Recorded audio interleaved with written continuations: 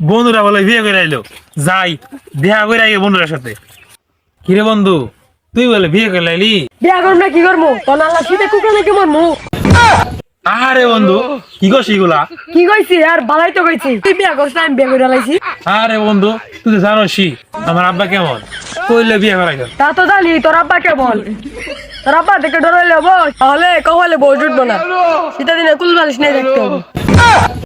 থাকতে হলে বাদ জায়গা, নাহলে বউ আমারে পিটবো।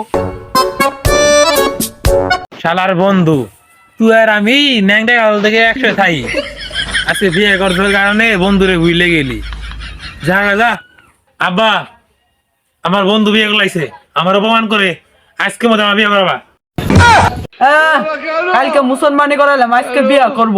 আব্বা, তোমার আমি আগে কইতাছি, যদি এই শীতে আমার বিয়ে না করাও, তোমার না বাবা আমি পয়দা করে গেলাম। আরামজাদা গেলি থেকে বিয়া মারাইছস না?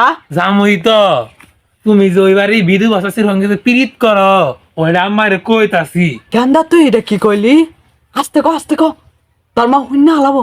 তোর বাড়িটা এটি কইস না। কিছু কমো না, কিন্তু আজকে দিনে মতো আমার বিয়ে করা লাগবো, না হলে আমার সব কয়ে দিমু। আচ্ছা ঠিক আছে, তোর আজকে বিয়ে করাবো। তোর মায়ের কইস না, তোর মা শুনলে মাটিতে একটা মারি পড়বো না। হালার আব্বা, বিয়ে বললে করাবি নে, এখানকে নাকি বিয়ে করাবার কথা কস? হ্যাঁ দিছি একবারে জায়গা মতো। গেন্দা কিছু কইলি আমারে? না কিছু কই নেই কে, তাড়াতাড়ি বিয়ের ব্যবস্থা করো, না হলে কিন্তু আম্মা ডাক দিলাম। আম্মা, তুই যা, আমি হনকে বিয়ার ব্যবস্থা করতেছি।